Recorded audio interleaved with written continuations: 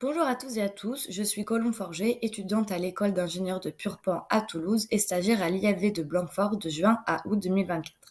Au travers de cette présentation, je vais vous révéler les résultats de mon enquête sur l'éco-pastoralisme. Cette enquête s'inscrit au sein du projet Locavissol, mené par l'IFV, qui traite de l'entretien du sol en viticulture sans herbicides et bas carbone. Ce projet explore diverses alternatives à l'utilisation des herbicides et au désherbage mécanique. Notre enquête a pour objectif de faire un état des lieux de l'éco-pastoralisme dans les vignobles de Gironde et de mesurer l'impact du pâturage sur la gestion de l'enherbement. On a réalisé le questionnaire en partenariat avec l'IDEL, l'Institut de l'élevage. Je vais rapidement vous préciser le contexte qui a favorisé le lancement de ce projet. Ce projet a lieu en réponse à la nouvelle réglementation sur l'utilisation du glyphosate. En effet, la nouvelle dose maximale de glyphosate est de 450 grammes par hectare par an sous l'eau. On a aussi une montée du scepticisme de la société sur l'utilisation de produits chimiques et ses impacts sur l'environnement et sur la santé. Concernant le désherbage mécanique, c'est l'une des pratiques viticoles les plus émettrices. De plus, le travail du sol augmente l'érosion, perturbe les réserves de carbone et réduit la biodiversité. Ainsi, de plus en plus de viticulteurs se tournent vers des solutions plus naturelles comme l'éco-pastoralisme. Je vais commencer par vous présenter le panel de châteaux interrogés qui se trouve en Gironde. Sur cette carte, on observe une dominance des vignobles situés dans le Médoc, avec 2 tiers des châteaux interrogés qui font partie de cette appellation. Les châteaux interrogés possèdent en moyenne une SAU de 107 hectares, bien au-dessus de la moyenne régionale qui est de 60 hectares.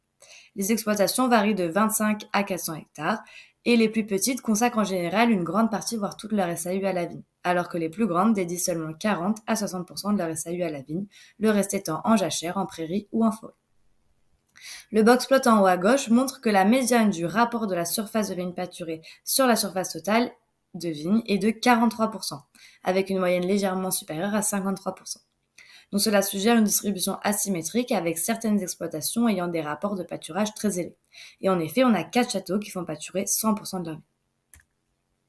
On peut distinguer 4 classes de châteaux selon leur prix de vente. On remarque qu'à l'exception de 2 châteaux, tous sont largement supérieurs à la moyenne girondine du prix d'une bouteille qui est de 10 euros. Donc c'est pour l'instant une pratique qui a l'air d'être réservée aux châteaux les plus aisés. Mais on voit de plus en plus de petits châteaux qui se lancent. On peut voir à gauche que 60% d'entre eux sont en bio et en biodynamie, et les 33% conventionnels sont HVE. Donc finalement, tous ont un penchant plus ou moins poussé pour les pratiques agricoles durables. Le graphique présente les différentes motivations lors de la prise de décision. La principale raison, c'est la gestion de l'enherbement, notamment dans les parcelles au sol très humide. Les brebis sont en effet une solution car elles ne font pas d'ornière et ne compactent pas le sol. La présence d'un berger dans les alentours amène aussi les viticulteurs à s'engager dans cette pratique, c'est le cas des 35% des châteaux interrogés. Finalement, d'autres raisons restent significatives, comme s'engager dans des pratiques plus respectueuses de l'environnement, l'effet de mode avec un objectif de marketing, ou encore revenir à la tradition et à l'histoire de leur château. On observe aussi que c'est une pratique qui s'est redynamisée que très récemment, avec le premier château qui a commencé en 2014. Ensuite, on observe un pic en 2019, qui continue jusqu'en 2022, et en 2023, on a encore des châteaux qui se lancent. On observe que les brebis n'appartiennent généralement pas au domaine viticole, pour 64% des châteaux interrogés. Dans ce cas-là, je vous présente sur la droite les différents moyens de recrutement des bergers. Beaucoup sont passés par des connaissances ou du bouche à oreille, et on a aussi des instituts tels que la Chambre ou le Conservatoire des races aquitaines qui sont des alternatives. J'ai distingué 4 cas en fonction de leurs moyens d'obtention des brebis sur le domaine et du type de partenariat. Le premier cas concerne les non-propriétaires qui ont effectué un accord sans contrepartie financière. Il représente 1 tiers des non-propriétaires. Pour cela, c'est un accord qui se repose sur la confiance, le service mutuel et la notion de gagnant-gagnant. Le berger trouve un intérêt pour économiser ses dépenses en fourrage et le viticulteur, lui, ça lui permet de gérer son enherbement dans ses vignes d'hiver et surtout d'être à jour en début de campagne. À défaut de payer une prestation, le viticulteur il investit dans des frais annexes, donc les compléments alimentaires, la mise en place d'une bergerie ou autre, et dans les filets. Ici, le viticulteur il aide le berger, notamment avec le déplacement des filets, qui est une tâche particulièrement lourde. Ensuite, le deuxième cas, c'est le cas de 60% des châteaux, c'est la prestation de services pour un coût variant de 250 à 500 euros l'hectare. Dans ces cas-là, on a des règles orales ou écrites, donc en voici des exemples. Et ici, le viticulteur n'intervient pas du tout dans la conduite du pâturage, sauf exception pour aider au déplacement des brebis sur la route. Le cas numéro 3, qui a été le cas pour un seul château, c'est la location d'un troupeau au Conservatoire des races d'Aquitaine, pour un coût de 2 500 € les 4 mois. Ici, le viticulteur s'occupe du troupeau pleinement pendant toute sa présence sur le domaine. Il n'y a aucun autre frais annexe puisqu'il est indiqué dans le contrat que le conservatoire prend en charge les frais du complément alimentaire, les frais des clôtures et les autres frais. Le dernier cas, c'est pour les propriétaires de brebis. Donc ici, on va avoir des différences, notamment en fonction de la volonté des propriétaires à s'investir pleinement dans cette activité ou alors de la conserver en tant qu'activité annexe. Donc cela va impacter l'investissement qui varie entre 5 000 et 100 000 € et aussi le temps de travail dédié à cette activité. La présence de brebis repose sur des choix stratégiques, notamment sur la période de pâturage et le nombre de brebis. Donc ce graphique présente la taille des troupeaux en fonction de la surface des vignes pâturées. On observe logiquement que plus les surfaces sont petites, plus les troupeaux sont petits. Et à l'inverse, comme le montre la classe numéro 4, qui représente donc des vignes allant de 50 à 100 hectares, et va avoir des troupeaux beaucoup plus grands, de 200 à 300 brebis. Pour la classe numéro 3, qui comprend des surfaces plutôt moyennes, entre 26 et 50 hectares, on va avoir des troupeaux de tailles différentes que l'on fera tourner plus souvent ou non. Le deuxième choix stratégique, c'est la présence des animaux sur les parcelles de vignes. Donc elle est très variable. Le pâturage se fait uniquement en hiver, de la fin des vendanges au début du débourrement. Ceux qui possèdent leurs brebis peuvent les mettre quand ils le souhaitent et les font pâturer généralement de novembre à mars, tandis que ceux qui utilisent des prestations de services doivent s'adapter aux disponibilités des bergers. Donc on peut le voir sur le graphique avec les 3 barres du haut, la bleue foncé noire, la violette et la vert clair, qui représentent des périodes courtes de pâturage entre 1 et 2 mois. La barbe claire, elle correspond à un château qui possède ses propres brebis, mais qui a choisi de les retirer en janvier pour éviter la période des agnelages dans la ville. Le vitipastoralisme, il peut interférer avec les travaux d'hiver, notamment la taille, la tombée des bois ou alors le broyage. Donc c'est ce que révèlent ces 3 premiers chiffres présents sur la diapo. Les shadows, finalement, ils ne vont pas considérer cette interférence comme de la concurrence, car avec de l'organisation, on peut travailler normalement. Dans 79% des châteaux interrogés, les châteaux ont modifié leur itinéraire technique sur l'interrant et ou sur le cavalier. En effet, on n'a que 3 châteaux qui ont observé une amélioration du travail global, mais sans que cela modifie leur itinéraire technique initial. Donc le tableau détaille ces modifications. Pour 57% des châteaux, la présence des brebis n'a pas modifié les pratiques habituelles de tonte ou de travail sur le cavaillon. En revanche, dans ce cas-là, tous ont constaté une amélioration de la qualité du travail, notamment autour des ceps. Le nombre de passages reste le même, mais les interventions peuvent être décalées ou alors avoir des rôles différents, comme la décompaction plutôt que le désherbage. 43% des châteaux suppriment au moins un passage. La réduction d'un passage est plus courante que la réduction de 2 passages, suggérant que la présence des brebis facilite la gestion mais n'élimine pas complètement le besoin de maintenance.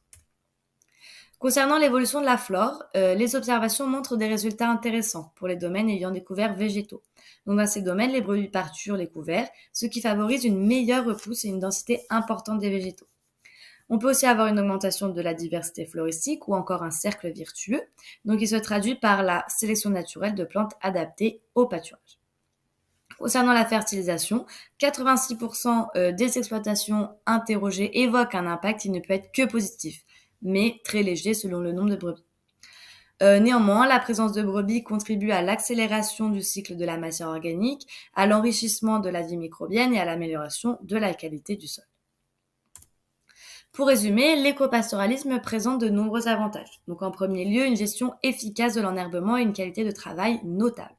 Les châteaux interrogés ont souligné la précision du travail autour des pieds de vigne et l'efficacité des brebis. L'aspect écologique est également un avantage majeur, dont cette technique réduit l'empreinte carbone, protège les sols et favorise la biodiversité. De plus, on a tout un côté social autour de cette pratique avec une première partie avec l'extérieur et un nombre de rencontres qui a grandement évolué avec les non-professionnels notamment de la filière et aussi au sein de l'entreprise avec une redynamisation des liens et une nouvelle cohésion. On a aussi d'autres avantages comme le gain de temps, la paisibilité qu'apportent les brebis, etc.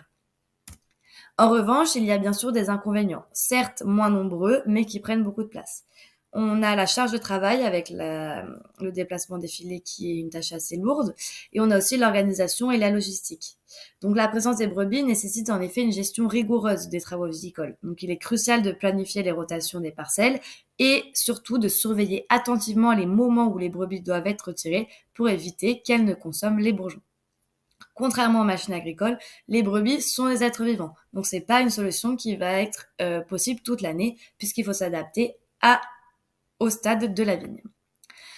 Ensuite, on a d'autres inconvénients, notamment le coût qui reste un frein pour ceux en prestation de service, ou alors le fait que la filière ovine est très peu développée en Gironde. Cette enquête a bien sûr des limites. Donc d'abord, on est sur un petit panel qui n'est pas forcément représentatif. On a vu que on était avec des châteaux avec des moyens financiers et fonciers plutôt élevés. Ensuite, c'est une pratique récente qui est en évolution, donc on a peu de recul sur les données. C'est aussi des données non quantifiées. Donc c'est une enquête qui se base sur les dires des viticulteurs et qui eux-mêmes sont des observations. C'est aussi une enquête qui s'applique à une région viticole donnée, donc qui n'est pas forcément extrapolable à d'autres régions viticoles, notamment au niveau du climat. En effet, la région bordelaise est caractérisée par de fortes précipitations et donc beaucoup d'herbe en hiver, ce qui n'est pas forcément le cas dans la région du sud-est. Ou alors aussi au niveau de la loi de l'offre et la demande, puisque le nombre de bêtes est très limité en Gironde. On se pose aussi des questions sur le coût autour de la pratique. Ici, on n'a pas eu forcément des données très précises et beaucoup de données, puisque d'abord, on est sur un petit panel, et sur ce petit panel, pas tous les personnes interrogées avaient les informations. Cependant, cette enquête reste positive, puisqu'elle nous a permis de caractériser les châteaux et d'identifier les différentes pratiques, comme je l'ai montré avec les 4 cas de partenariat, les 4 types de partenariat. Et elle a aussi permis de répondre à notre problématique en affirmant que tous ont vu soit une amélioration, soit une modification de leur pratique. Plus tard, il y aura des essais cet hiver, notamment qui vont aborder la notion de fertilisation, l'impact sur la flore et au niveau du gel. C'est en effet 3 thématiques qui a été où il n'y a pas forcément beaucoup de données scientifiques et dont les viticulteurs aimeraient en savoir plus. Donc au niveau de la fertilisation, combien quantifier l'apport des brebis. Au niveau de la flore, essayer de comprendre l'impact qui est positif ou négatif des brebis sur la flore. Et au niveau du gel, est-ce que les brebis permettent de réchauffer les parcelles, oui ou non? Et finalement, une autre alternative pourrait être étudiée, celle d'autres animaux comme les cochons ou les poules qui sont moins présents en Gironde mais qui ont leurs avantages dans la gestion de l'enherbement. Merci de m'avoir écouté.